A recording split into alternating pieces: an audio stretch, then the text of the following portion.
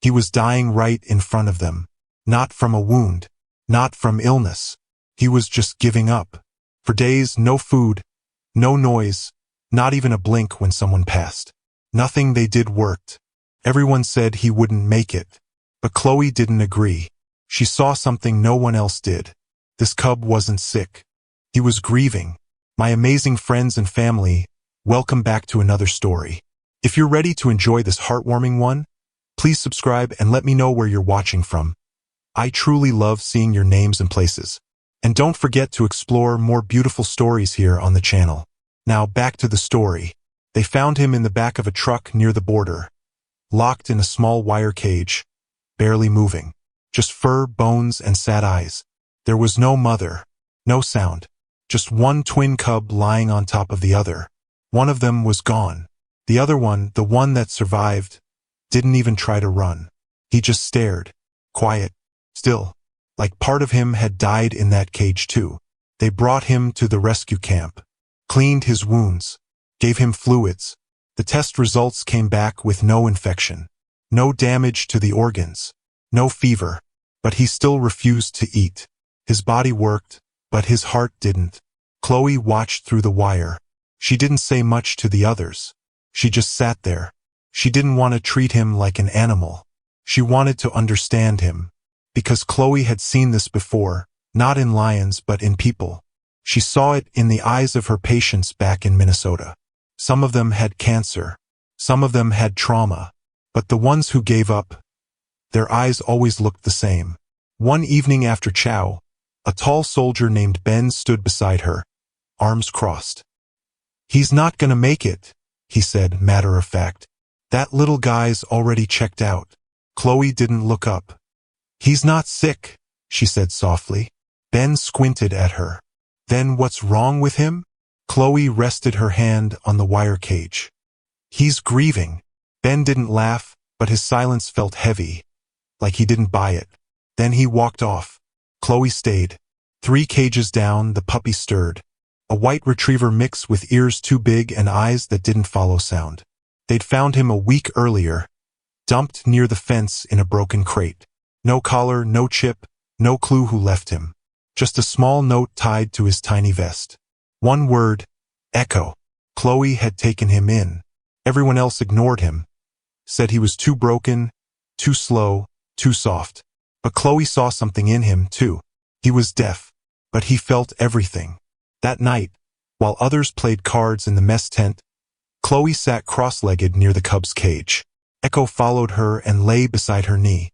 The cub lay the same way he always did. Flat, ribs pressing in and out like someone sighing through their skin. His eyes didn't move, but Chloe could see his chest rise every few seconds. She looked at Echo, then back at the cub. She spoke quietly, like she wasn't even sure she wanted to say it out loud. "I think he lost someone." Echo blinked slowly. Chloe nodded. "So did you." The cub moved.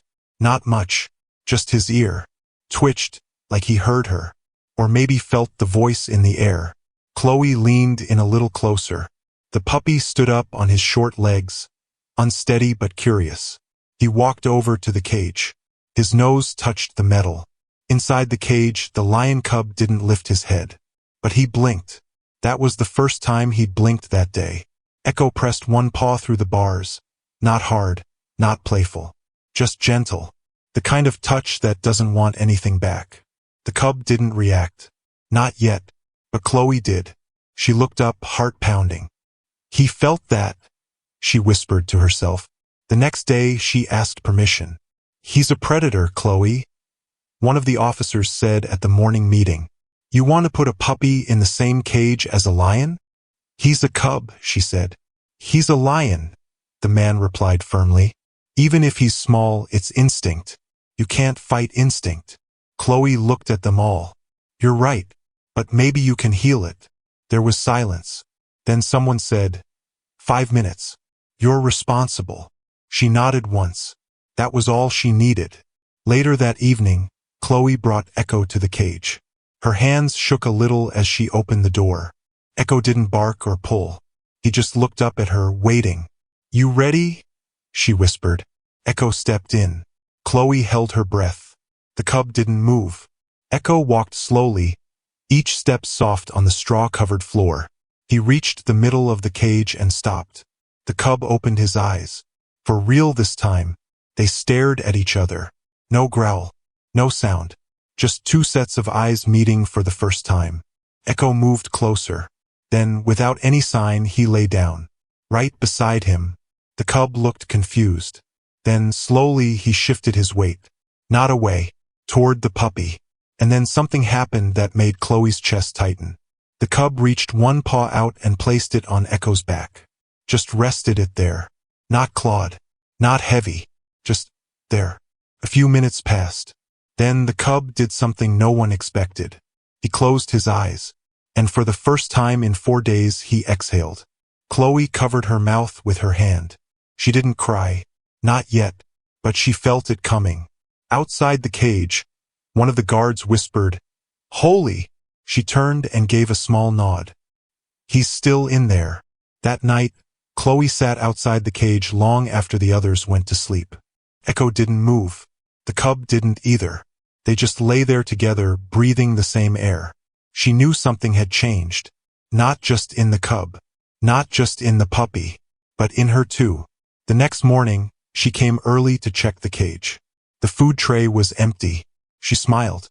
But just as she turned to leave, she heard something behind her. A low sound. She spun around. The cub was standing. Slowly. Unsteady. But standing. And he was looking at her. Not past her. Her. Then he took one step forward. And another. And then, he let out the softest noise. Not a roar. Not a cry. Something in between. Chloe felt her knees go weak. Because in that moment she knew. He was choosing to live. Chloe didn't say a word as she watched the cub move. His legs wobbled like someone walking for the first time. He sniffed the empty food tray. Then, carefully, he turned back toward the small white puppy still curled in the corner. Echo didn't open his eyes, but his tail moved. Just once. It was enough. The cub walked over and laid beside him again. Chloe dropped to her knees. Not because she tripped. Not because she was tired.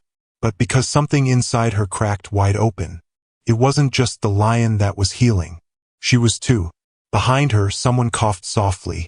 It was Lieutenant Harris, the senior medic in charge. Older. Always gruff. Always watching. "You gonna tell me what that was?" he asked. Chloe wiped her face with her sleeve and stood slowly. "I don't know what to call it," she said. "But I know what I saw." Harris stepped closer to the cage. "That pup yours?" Chloe hesitated. "No one claimed him, so I guess—" "Yeah." "You trained him?" "No," she said. "He trains me." Harris didn't laugh, but something in his face softened. "The others are gonna say this is a mistake. You know that." Chloe nodded. "Let them." He looked at the cub, then the puppy. "What if the lion gets stronger and forgets?" Chloe looked at him calmly. "What if he remembers?" That night, Chloe stayed by the cage again. She brought a blanket and a notepad but didn't write much. She just watched. The base was quiet. The others were playing cards, talking about home, waiting for the war to end or orders to move. But inside that cage, something was already ending. And something new was starting. 2 days later, the cub started walking more. He followed Echo around like a big brother. But still quiet. Still careful. Chloe brought in toys, soft ones, nothing hard. The cub batted them once or twice. Not playfully. Almost like he was testing his paws. Soldiers started showing up. Slowly, one by one. First it was Ben, leaning on the fence with his arms crossed. Then Maria, the one with the scar across her eyebrow, who said she didn't do animals, but stood there for an hour. Then others. They didn't talk. They just watched. Echo didn't seem to notice. The cub did.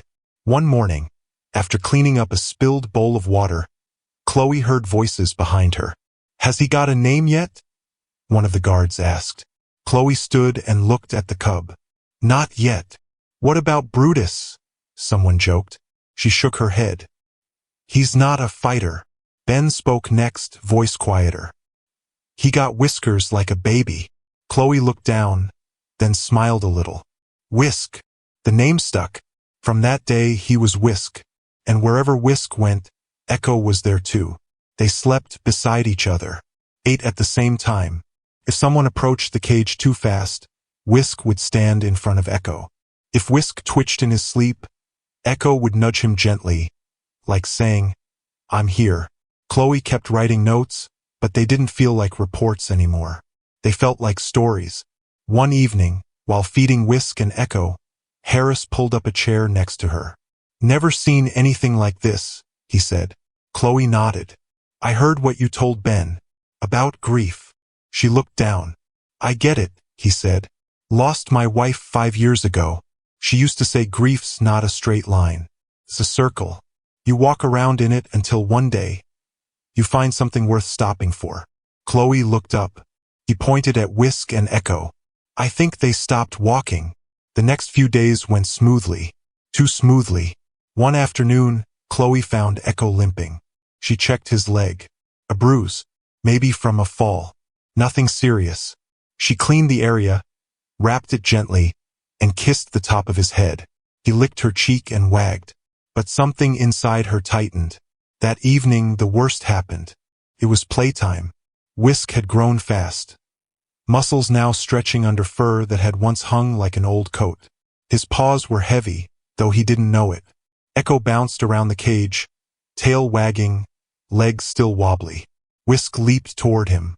It wasn't a roar, not a strike, just rough play. But Echo flew into the wall. Hard. Too hard. Chloe screamed. She rushed in. Echo lay still. Whisk backed into the corner, ears flat, tail tucked. He didn't understand. Chloe scooped the puppy up and ran. Her heart pounded. Tears stung her eyes. She couldn't breathe. The vet team took him in. They said Echo would be okay, just bruised, a small cut on the side of his head, and a lot of shock. But Chloe didn't sleep that night, and Whisk didn't eat. The next day, Chloe visited the cage. Whisk sat in the same spot. Didn't move. Didn't blink. She knelt. "You didn't mean to," she whispered. "I know that." But Whisk just stared at the door. He was back in that place again. The same stillness. The same silence. The others talked about separating them. "Echo needs time to heal," they said. "He does," Chloe agreed. "But he heals faster with him." They didn't listen. Echo stayed in the recovery tent. Whisk stayed in the cage. Both stopped eating. 2 days passed. 3. Chloe tried to sleep, but every time she closed her eyes, she saw Echo hitting the wall, and Whisk curling into himself like he was back in that van. She waited until the base was quiet. Then she took Echo, still wrapped in a small blanket, and walked through the night. She opened the cage. Whisk didn't move. Chloe placed Echo inside carefully, gently, then stepped back. Whisk looked at her, then at the small bundle. He crawled forward, one paw at a time. He sniffed. Then he lay down beside him, close but not touching. Echo's tail moved. Once. Then again. He turned his head. Eyes opened. And he looked at Whisk. Chloe fell to her knees and cried. Not loud. Just enough. They were okay. They just needed each other. The room was still. No talking. No movement. Just eyes. Chloe didn't look at anyone. She had Echo in her arms, heart pounding as she reached the cage. She didn't wait for more permission. She had already made up her mind. She opened the cage door and stepped forward. Slowly, quietly, Whisk stayed in the corner, eyes dull again. He didn't flinch when the door creaked. He didn't shift when Chloe lowered herself to her knees. She whispered something only Echo could hear, then gently set him down on the floor inside. Echo didn't bark or move fast. He just stood there, blinking, watching the lion cub like he already knew what he was there for. Chloe backed away and sat just outside the bars. No one spoke. Whisk looked up. His eyes met Echo's for only a second, then drifted back down. His paws were tucked under his chest like he was bracing for pain. Echo took one step, then another. He paused halfway across the space, looked around the cage, then at the cub again. He walked the last few steps, slow and steady, until he was right in front of Whisk. He didn't sniff or jump. He didn't try to play. He sat, face to face with the lion cub. No noise, no wagging, just being there. Whisk blinked once, then again. Chloe's breath caught in her chest. Echo leaned forward, gently, and rested his head against Whisk's shoulder. Nothing moved for a full 10 seconds. Then Whisk moved his paw. Slowly, carefully, he lifted it and set it on Echo's back, just like before. But this time he didn't pull it away. He left it there. Chloe wiped her face, quickly, before anyone could see. Ben whispered, "That's not normal." Harris spoke quietly behind him.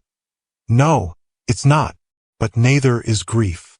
Echo shifted just slightly, letting out a tiny breath. Whisk closed his eyes. The two stayed like that, not sleeping, not playing, just together. Chloe sat cross-legged on the dirt, hands in her lap. Harris crouched beside her. "I read your notes," he said, voice low. "What made you think this would work?"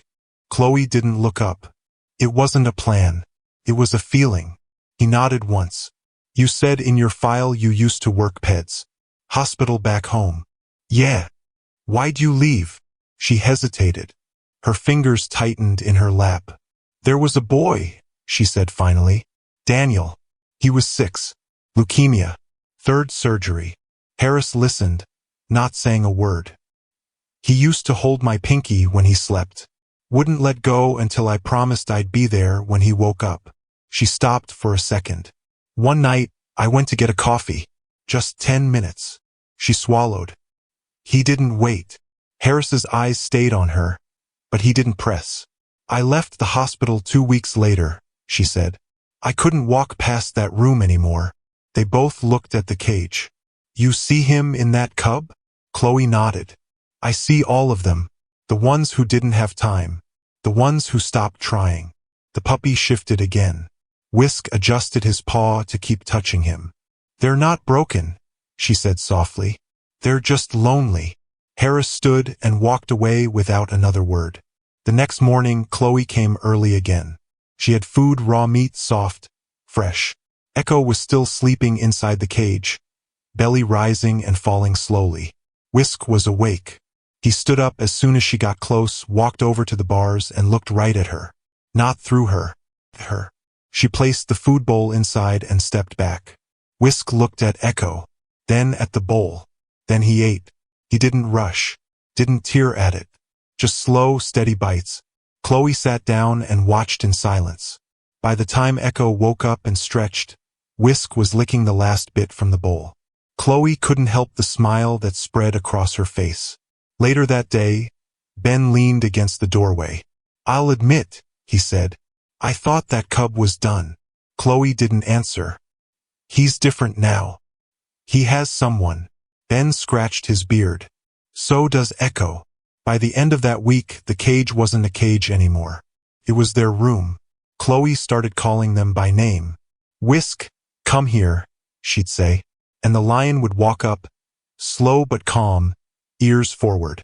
"Echo, leave the blanket alone," she'd say, and the puppy would flop down, tail wagging. Harris set up a low camera in the corner of the enclosure. Not for study, just to see. Soldiers started showing up more often. Not in groups, just 1 or 2 at a time. Quiet, watching. One of them, Corporal Riley, lost his daughter 3 years ago. He brought an old teddy bear and tossed it into the cage. Whisk sniffed it, then pushed it toward Echo with his nose. They both lay down beside it. Chloe kept writing her reports, but her notes changed. Less clinical, more personal. Things like, "Echo blinked first today." Whisk followed. Whisk stood between Echo and the new vet assistant. Protective. Whisk licked Echo's bandaged paw. Small things, but not small to her. One afternoon, Chloe and Harris sat together again. "You know this can't last forever," he said. "I know. They'll outgrow each other." She looked down. "Maybe, maybe not. You think they'll always be this close?" Chloe didn't answer right away. "I think if you lose someone before you're ready," she said, "you look for pieces of them in everything." Harris nodded. "You think Whisk sees someone in Echo?" "I think he sees what he lost." He looked at her carefully. "And you?" She folded her hands in her lap. I see what I didn't save. The cage stayed open that evening. Not fully, just enough for Echo to walk in and out if he wanted. But he didn't. He stayed right there, tucked into Whisk's side. Chloe watched from a distance. Her hands were steady. Her heart wasn't, because a question was forming. A question she didn't want to say out loud. What happens when the lion grows? What happens when instinct returns? What happens when the bond between them is too strong, too needed to break? And what if someone tries? They were never apart after that. Not for meals. Not for sleep. Not even for naps in the sun that cut through the open flap of the tent. Wherever Echo lay down, Whisk followed. When Whisk moved, Echo waddled after him, his oversized vest brushing the floor behind him. Soldiers started saying the puppy had more courage than most of them combined. At first, Chloe was the only one who stayed and watched. But soon, people started coming by quietly. One by one. They didn't say much. Some brought treats. One soldier brought his guitar and played outside the cage. Whisk didn't seem to care. Echo tilted his head like he could feel the rhythm in the ground. The others started saying it too, calling the lion by his name. Whisk. Some asked Chloe why. She said, because he didn't roar. He brushed. They laughed at first. Then they got it. Whisk didn't act like the other rescues. He didn't pace. Didn't slam the bars. He didn't seem to want to leave Echo's side. Not even for food. Chloe had to bring their meals to the same spot in the cage so they'd eat side by side. One day, Harris passed Chloe a fresh file. Update your notes, he said. These two are making waves. Chloe flipped through the papers. There were photos now. People were sending in questions from other units. Other bases. She smiled but kept it quiet. In her heart, she knew things couldn't stay simple forever. Whisk was growing fast. His legs had filled out. His paws didn't look too big anymore. His shoulders thickened. He moved heavier now. You could hear it in the dirt. But he never hurt Echo. Not once. Not even when they played rough. Until the day he did. It was late afternoon. Chloe was cleaning near the cage, humming to herself. A few soldiers stood nearby, sipping warm drinks and watching like they always did. Inside the cage, Whisk chased a rubber ball. Echo ran after it too, tail wagging, barking in his own quiet way, no sound, just effort. Whisk caught the ball first. Echo lunged after him and nipped gently at his leg. Just playing. Whisk spun fast, paw sweeping out wide, too strong, too quick. Echo flew sideways, hit the cage wall hard, and went still. Chloe froze. Her heart slammed against her ribs. She dropped the rag and ran. Open it, she shouted. A guard pulled the latch and Chloe was inside before the door even opened all the way. Echo was on his side, body limp, one leg bent wrong. His eyes were open, but he wasn't moving.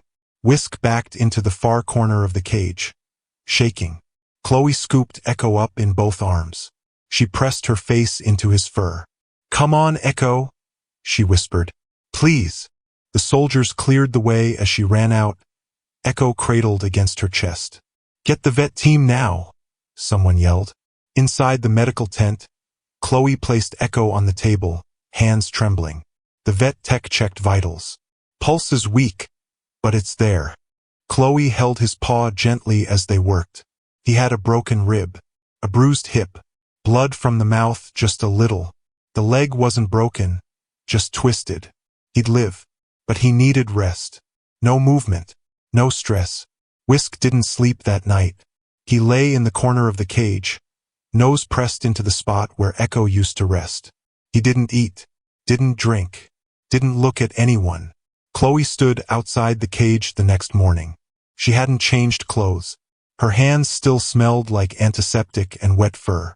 Whisk looked at her, then away, then approached from behind. You think he knows? He asked quietly. He knows. You think he meant it? No, she said. But that doesn't matter now.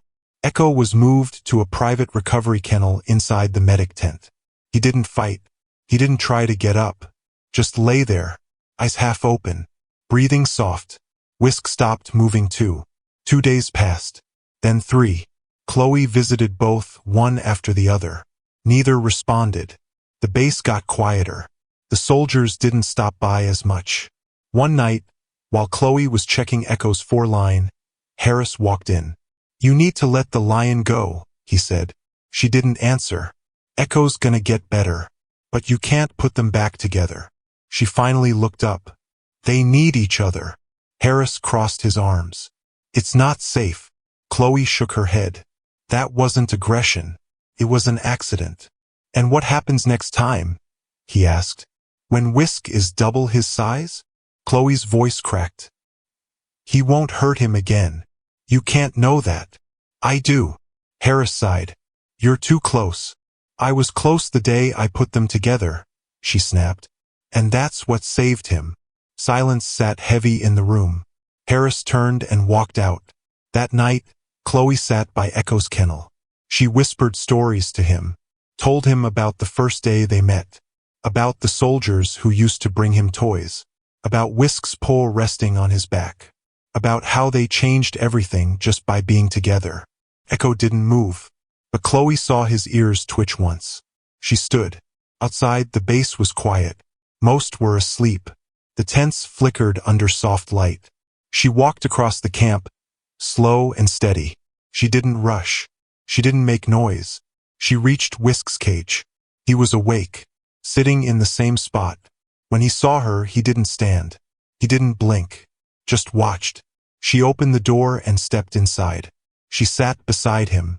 He didn't move, but his breathing changed. Chloe leaned forward, gently touched his fur. "You're not the only one hurting," she said. She stood and turned, then paused. She looked back once more. Her voice was barely a whisper. "I'll bring him. Just wait for me." Whisk didn't move, but his tail brushed the ground once. That was enough. Chloe waited until the base fell silent. She walked to the tent. Echo was curled up, awake but tired. She wrapped him in the soft blanket, cradled him in her arms like a newborn, and walked back toward the cage. The world was dark around her, but she didn't stop. She was going to put them back together, no matter what. Chloe didn't stop walking. Not once. The base was quiet, wrapped in soft wind and tired lights. She carried Echo the way someone carries something too fragile to speak about. No rush, no panic, just purpose. The blanket was warm around him, his little body tucked in, head resting under her chin. His eyes were half open, but there was no fight in him, no protest. He just let her hold him like he knew, like he remembered. She reached the cage and didn't hesitate. The lock was old. She didn't need help opening it. She pulled the door back and stepped inside. Whisk was lying in the same corner just like before. But when he saw her, he lifted his head. Not fast, but not slow either. His eyes weren't dull anymore. They were waiting. Chloe knelt down in the straw and unwrapped the blanket. Echo stirred but didn't open his eyes. She lowered him gently to the ground, just a few feet from Whisk, then stepped back and sat against the bars. For a few seconds, no one moved. Then Whisk stood up. No shaking, no panic, just quiet strength. He walked over to the little white puppy and stopped. He didn't touch him right away. He lowered his nose slowly, sniffed Echo's face, his back, the wrapped leg. Then he sat down beside him. Chloe pressed her hand over her mouth. Her breath caught in her throat. Whisk leaned down again.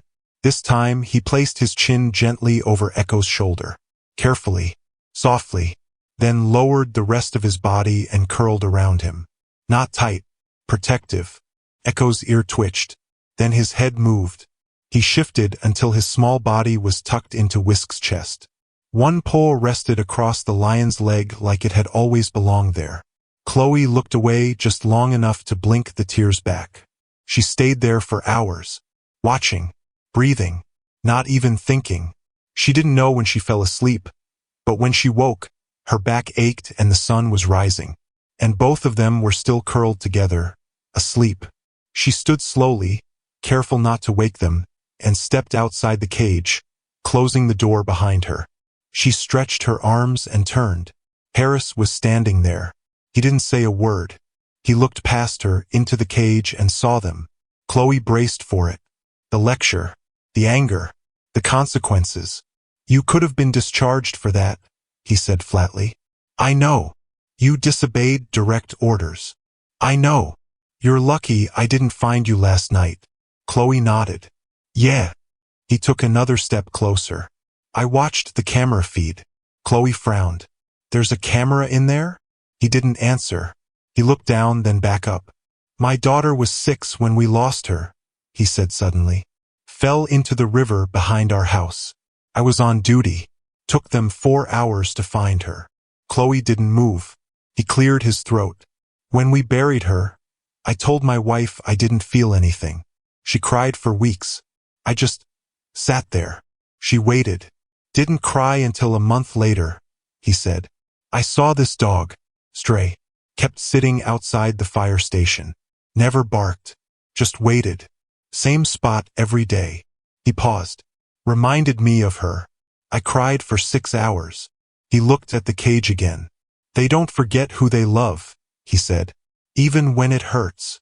Chloe wiped her cheek quickly. I'm not writing this up, he added. She blinked. You're not. No. But I am calling command. She opened her mouth to protest, but he held up a hand. Relax. It's not what you think. Later that day, a message came through. Authorization granted.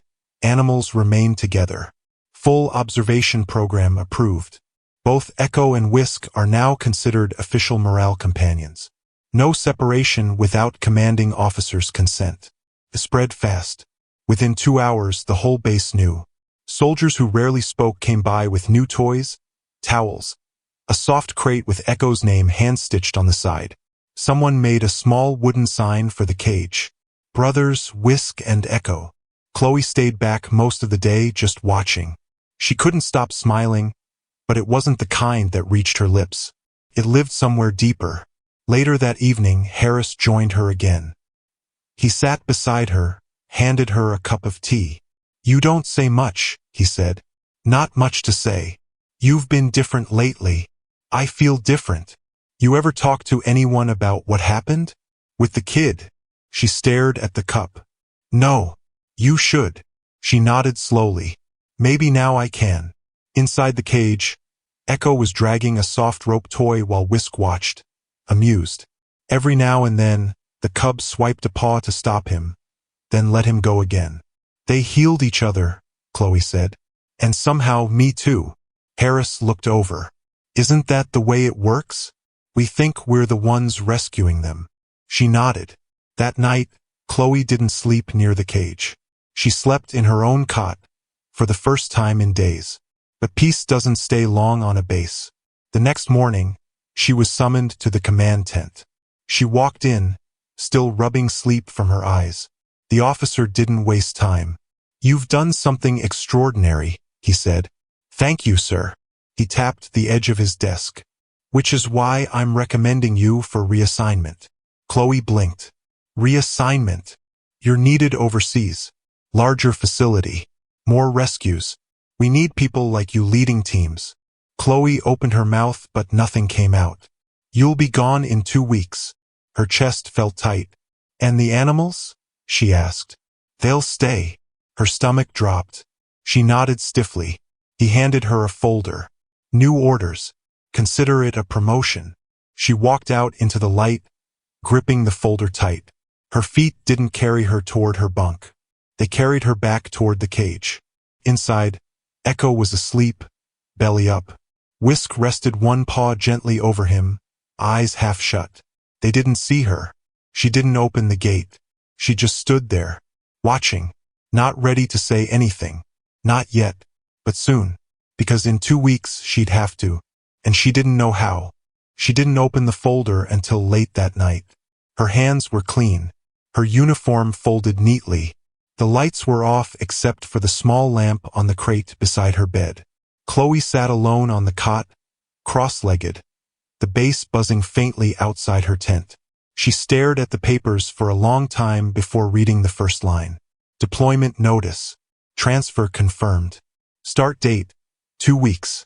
She swallowed hard and looked away. She didn't cry. Not yet. but something inside her felt like a string had been pulled tight. The next morning, she fed Whisk and Echo like always. Same bowls. Same hands. Echo wagged his tail, same as he did every time he saw her. Whisk stood next to her as she poured water, rubbing his head against her hip without making a sound. They didn't know, and she couldn't tell them. Not yet. Not when the days still felt normal. Over the next few days, Chloe tried to act the same. She still cleaned their cage. She still watched them play. Echo had healed well, stronger every day, running like nothing had happened. Whisk stayed gentle, always careful now, always watching Echo closely. The soldiers noticed her quietness. "Everything okay?" Ben asked one night near the mess tent. "Yeah," she lied. "Doesn't look like it." She just smiled. "Just tired." Harris knew the truth. He didn't push. But one afternoon, he walked with her toward the edge of the camp and spoke softly. "You ever think they'll know?" Chloe looked at him. "That I'm leaving?" "Yeah." She took a breath. "They already know something's coming. They can feel it." Harris nodded. "You gonna tell them?" "Don't know how." She paused. "Some goodbyes you can explain. Some you can't." Later that night, she sat inside the cage for a long time. Echo lay beside her leg. Whisk lay across her feet. She spoke softly, mostly to herself. "I thought coming here was just a break," she said. "Just a way to get away from everything." Whisk's ears flicked. "I didn't think I'd find anything to care about." Echo raised his head for a second, looked up at her, then rested it back down. "I didn't think I'd get attached." She stroked his head slowly. "But you two didn't give me a choice, did you?" The days passed slowly. The story of Whisk and Echo continued to spread. A journalist from the nearby district visited to take photos. Letters started arriving from schools. Kids sent drawings. Crayon pictures of a big lion hugging a small white puppy. The base hung them on the wall beside the cage. Everyone wanted to meet the lion and the dog. But Chloe stopped standing close when they did. She started pulling away. Because every smile Echo gave her, every soft sound Whisk made when she walked by, reminded her of what was coming. The night before she was scheduled to leave, she couldn't sleep. She stood outside the cage, the sky above her black and wide. No wind, no movement, just silence. She opened the door and stepped inside. They were asleep, curled together like always. She sat down beside them. Whisk opened one eye. She smiled. "It's okay. Go back to sleep." But he didn't. Echo lifted his head too. They both moved toward her, gentle, slow. She pulled them close, one hand on each.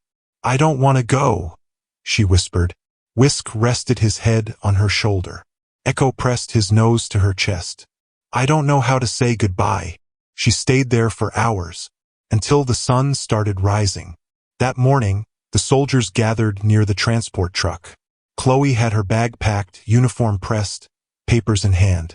But her eyes never left the cage. They opened the gate. She walked in one last time. She knelt between them. Echo climbed into her lap.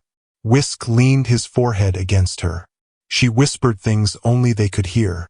"You made me whole again. You gave me something I didn't know I needed. You reminded me that love doesn't need words." Ben cleared his throat from the gate. "We're ready when you are." She stood up slowly. Her hands shook. She turned and walked toward the gate. She didn't look back. But just before she stepped out, she heard it. Not a bark. Not a roar. Something in between. She turned. They were both standing, side by side. Echo in front. Whisk behind him. Echo tilted his head. Whisk let out the same low sound. Chloe smiled. Tears spilled down her cheeks. "I know," she whispered. "Me too." She left that day. But every letter she received after that had the same message. Whisk is doing well.